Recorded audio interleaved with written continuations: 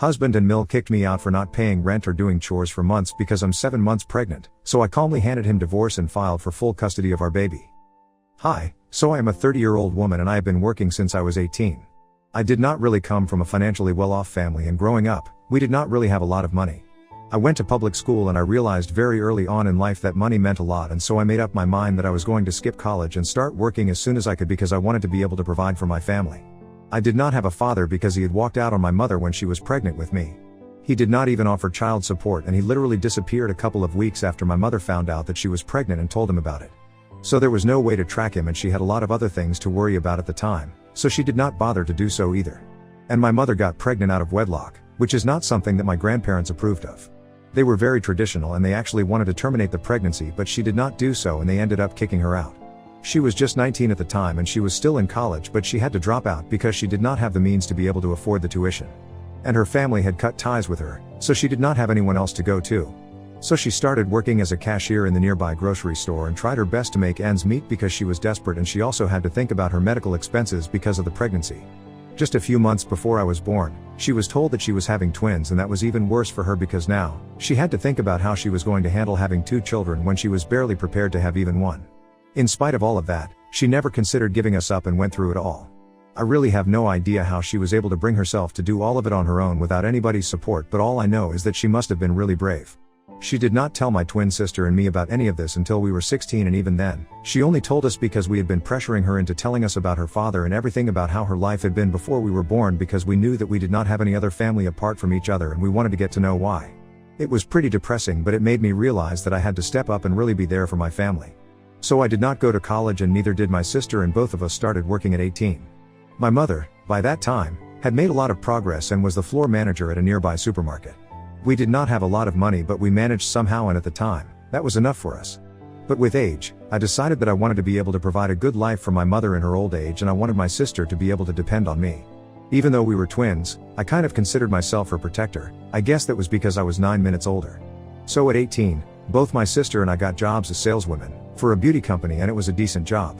We put together a part of our salaries every month and helped our mother with the bills and the rent, and it was a great feeling. I was much better at that job than my sister, so naturally, my commission was a lot higher than hers, and so after a couple of years, I got a big raise and I told my sister that she could quit her job to do something that she actually wanted.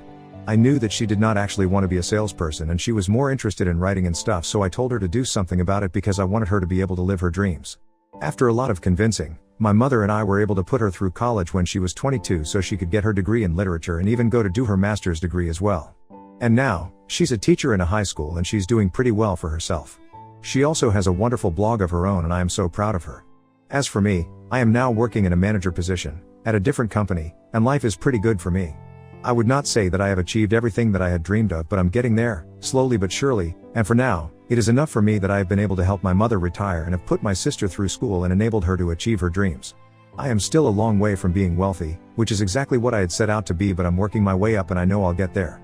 And on my way up, I happened to meet my husband. Let's call him Nathan. He is 2 years older than me and we met each other about 5 years ago, at a concert that both of us were attending. He was a friend of an acquaintance and we ran into each other at the concert. He was really cute, so I struck up a conversation with him and we found out that we had a lot in common. Both of us are into fitness and we love the same TV shows as well. On our first date, we also found out that both of us grew up without a father because he had passed away when he was really young and mine had never even been in the picture. We started dating and met each other's families after 6 months of being together. My mother and sister love him, but I don't think I can say the same for his mother. I don't know why, and I still have never been able to figure out why, but she just did not seem to like me. She was very cold to me the first time that we met, and that's the way it has been ever since. She has never made an effort to get to know me or be close to me, even though I have tried to get on her good side countless times.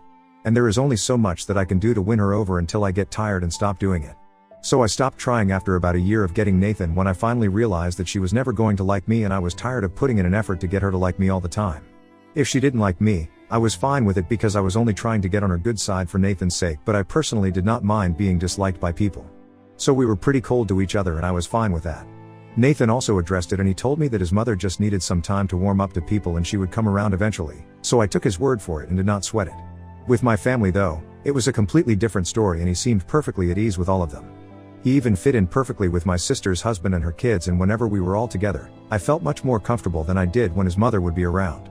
So naturally, I would visit his mother with him as sparingly as I could because I knew that she did not like me and I did not find it necessary to visit the people who did not like me or value me. Nathan never said anything about it back then, so I don't know what changed recently.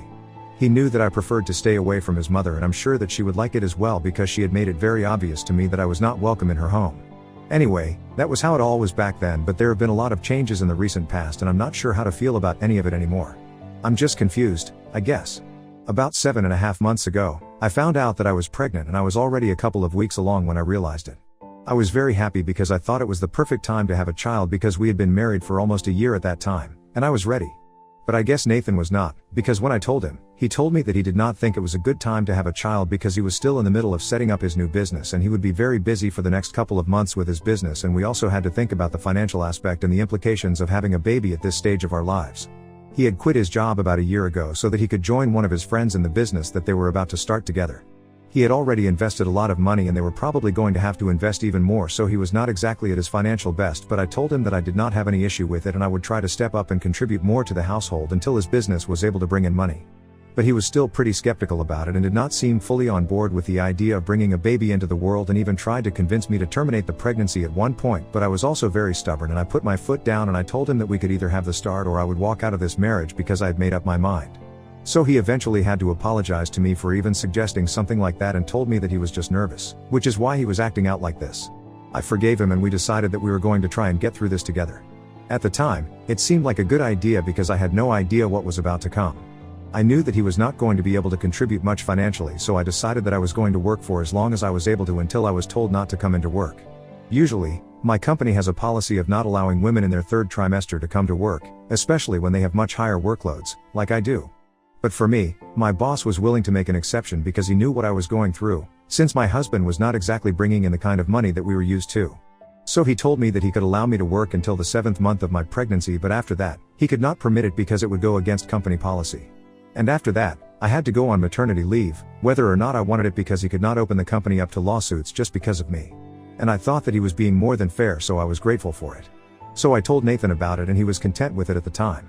He also told me that he was going to move us into his mother's house so we could save a lot on rent and we would not have to worry about that.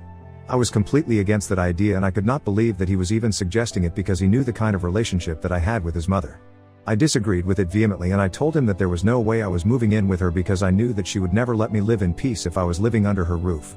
And I was willing to work hard and bring in the money, but I would rather pay a huge amount of rent to live in my own home than move in with my mother-in-law just because we wanted to save money. But he got mad when I told him that I was not willing to move in with her, and he told me that I had just never even given his mother a chance and I was still doing the same, by refusing to move in with her when she herself had offered to take us in so that we would not have to spend an insane amount of money on rent and would be able to save for the future, so we would not have to worry about medical expenses during the pregnancy or after. I thought that it was really unfair for him to say that I had not given his mother a chance because as far as I was concerned, I had given her multiple chances to get to know me, but she was the one who never put in any effort. She was the one who didn't like me, and Nathan had acknowledged it earlier when we were dating, but he suddenly did not remember any of that when we were arguing about this a couple of months ago. I told him that if it was really about the money then we could live with my mother, but he told me that my mom lived way too far from his workplace and it would be very inconvenient for him to commute every single day.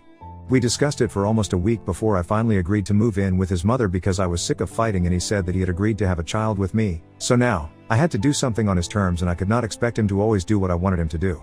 And I was getting sick of arguing with him, so I decided to say yes at the time because I just could not take it anymore. In hindsight, I probably should have realized that this was not going to last because everything was going very differently from what I had expected from my pregnancy journey. After we moved in with his mother, I was really unhappy and had been for the past couple of months. She was really not a nice person to live with, and the only person who seemed to enjoy her company was Nathan. She treated me like I was an insolent toddler who would not listen to her and had a bunch of rules for me because she said that she was worried about me and wanted her pregnancy to be perfectly healthy, so I had to stick to healthy habits. Like she would make me go to bed at 9, and if I did not agree, then she would just keep nagging at me until I did, which was very difficult because I'm used to living on my own terms. She would not allow me to store any kind of snacks in the house and said that they were all unhealthy processed foods, so she could not let me consume any of it in good conscience. But I don't think it had anything to do with her conscience, but everything to do with exercising control over me. I was really annoyed by all of it, and I tried to tell Nathan that I did not like living with his mother and I wanted to move back into an apartment of our own, and I was ready to pay for all the rent and everything, but I just did not want to live with her anymore. But he would accuse me of being biased against her and said that I was only mad because this was his mother saying all of this and trying to look out for me, but if it was my own mother, then I would not have an issue with it. So we had a lot of arguments about it, and things between Nathan and I had been heated for a really long time before this. The only reason I did not just leave was that I did not want to deprive my future child of anything, and I knew that leaving was the easy choice and maybe the right one, but I wanted my kid to have a father because I grew up without one and it was not a very nice experience. So I was willing to do anything that it took to make sure that my child does not have the same kind of life that I did. But it was all pointless anyway, and I really wish that I had left way long ago instead of waiting for Nathan to change or his mother to start being better to me. I had been doing chores around the house even up until I was 6 months pregnant, and the reason for that was because my mother-in-law believed that exercise would be good for the baby, and that's why she did not think that I deserved to get some rest after work. I would try to argue with her, but she would not have it and make me do my own dishes and laundry, and I had cleaning duties for the kitchen as well. And if I didn't do any of it, then she would start going on about how she used to do everything when she was pregnant and nobody even paid any attention to her because it was so common back in the day. I don't know what that had to do with me, but it just got to me, so I would do whatever she asked of me, just to avoid having to hear sermons from her about how hardworking she had been. So I guess you guys can understand that I had put up with a lot during the past couple of months of my pregnancy, and one day, in the heat of the moment, I decided to have a lawyer draw up papers to make sure that my husband gives up his rights over our child. I think I must have been really pissed off that day. Something very annoying had happened and Nathan did not stand up for me, as usual, so I stormed out of the house, and that's what I did.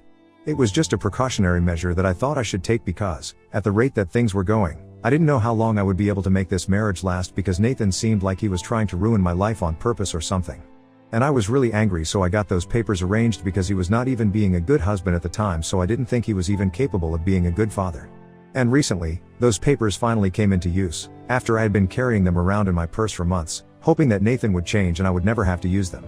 But about a week ago, his mother told me that I was not welcome to live with him anymore because I was not contributing to the household enough. And that was because now that I had entered the 7th month of my pregnancy, I had finally gone on maternity leave, and I had stopped doing my chores from the beginning of this month because I was too tired all the time, and I had not been contributing monetarily for the past couple of months anyway, since that was the arrangement, that I would not need to spend as much money as I would have to if I had been living away from his mother. But I don't know why, probably just to get on my nerves, the two of them thought that it was reasonable enough to ask me to either do the work in the house or contribute financially.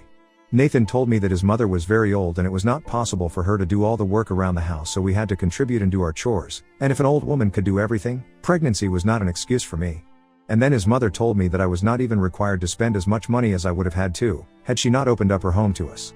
So she felt that it was an obligation for me to at least do the work around the house, if I could not contribute otherwise. I was shell-shocked that they were saying these things, and then it got worse, when my mother-in-law told me that I could either start doing the chores or paying for my share of everything, and there was a third alternative as well: I could leave. Yet again, Nathan did not seem to have a problem with this and actually seemed to be in agreement with whatever his mother was saying. That was literally the last straw for me, and I realized that I was probably better off not having a husband, and my child would definitely not be worse off for not having a father either. No father would definitely be better than Nathan. So I just told him your loss, as calmly as I could, and then pulled out the papers that I had been hiding in my purse for ages now. I handed those papers to him and then I walked out. I did not even bother to pack my things or anything and just walked out of the house. I got a cab and headed straight to my mother's house, and once I was there, I just broke down. I could hear my phone ringing and I knew that he was texting nonstop after I walked out of the house, but I still had not responded to any of it. I spoke to my mother and I told her everything that I had been put through and how they had been treating me. She was outraged and she immediately told me to contact my lawyer and file for a divorce because I would be much better off without him, and that was the fact of the matter. She also told me that I did the right thing by giving him those papers before leaving, and now I had to file for full custody formally because I could not risk it, and she made sure to remind me to ask for child support. It's been a week since I left and I only spoke to him on the phone a couple of days ago, and he told me that he was sorry about everything, but just because he screwed up once, it did not mean that I had to leave, and said that he was ready to step up and had even left his mother's house. All that he needed was for me to come back to him and give him another chance. He told me that he did not even mean what he said the other day, and that it was just something that he had said because his mother wanted to scare me into doing the chores because she thought that an active lifestyle would help me more, and he realized now that it was just stupid and not worth risking his relationship with me for. I was very unhappy about everything, and I told him that I could not be with him anymore, especially not after the way he had been treating me and allowing his mother to treat me for the past couple of months. And he told me that he thought he was doing us all a favor by saving money and living with his mom. But he was wrong and he was admitting it, so now he wanted a chance to fix his mistakes, but I don't know if I want to give it to him because this is huge. I don't want my son to grow up without a father, but I definitely don't want to put myself through the kind of things that I had been through in the past few months of my pregnancy, because these were really tough times for me and I don't even know how I got through it. So Ida for not wanting to go back to my husband after he and his mother told me that I had to either contribute to the house or leave, even when I was 7 months pregnant? Update 1. Hello. Thank you, everyone, for the kind of support that you guys have shown me, and I really can't think of appropriate words to express how great I feel after going through the comments on my original post. It's really kind of you guys. I have decided to go through with the divorce and file for full custody of my baby because right now, it's the best thing for all of us. I haven't spoken to Nathan yet, but I'm going to have to tell him eventually. It has been 2 weeks since I walked out and I have been feeling very strangely guilty about what I'm going to do, but I don't care. I have to think about my future, and more importantly, I have to think about my baby's future. So if this is what it takes, I'm ready to do it. My mother and sister are very supportive of me, and even strangers on Reddit agree that this is the way to go for me. So what I'm doing can't be all that wrong. Update 2. So I finally told Nathan that I'm going through the divorce and I'm also filing for full custody, at least until our baby is old enough to talk, because I can't exactly trust him right now. He was not happy about it in the slightest, and we got into a huge fight over the phone. He called me a lot of names and said that he regretted ever even meeting me or marrying me. He accused me of trying to ruin his relationship with his mother and said that he could not believe that I was now trying to deprive him of the experience of being a father. I was really mad because I was not trying to deprive him of anything. In fact, the only reason I had stayed with him all this while was because I wanted him to be a part of my life and to be a part of his baby's life. But he was the one who had shown me, time and again, that he was not capable of it, and I could not trust a man so incompetent. And his mother, well, that was another story altogether, and I did not want anything to do with her anymore. She was a horrible human being and she had put me through the worst, so I did not owe it to her to be kind or say nice things about her. And if saying the truth counted as trying to turn him against her, then maybe she should just be a better person. But anyway, coming back to Nathan, I told him that my decision was final and no amount of arguing with me was going to change my mind. In fact, it was only making me believe that I was making the right choice by filing for a divorce and full custody. Because he was acting like a brat, and that's the way he had been ever since I got pregnant. It was almost like he was trying to ruin his relationship with me on purpose just so that I would leave. He seemed angry when I said it, but that's how I really felt, so you can't blame me for saying what I feel. And I had been keeping these things to myself for a really long time. I can't do it anymore. He needs to hear exactly what went wrong because we were married and we were together for a long time. Both of us deserve clarity and the truth. I was ready, to be honest. I don't think he is. But whatever.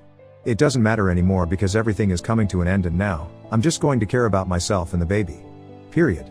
Update 3. The divorce is in the works right now, and well, it is not easy.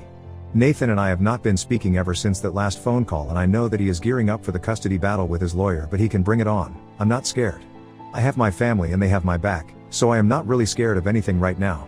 And I also know that I am doing the right thing, so it's fine. I have a good lawyer and I know that we are going to do our best. His mother has been spreading all sorts of rumors about me among our friends, but I don't care about that, as long as it does not affect the divorce. She's a pretty disgusting person, and this is exactly the kind of thing that I would expect from her. From what I have heard, Nathan is back to living with her. Good for them, I guess.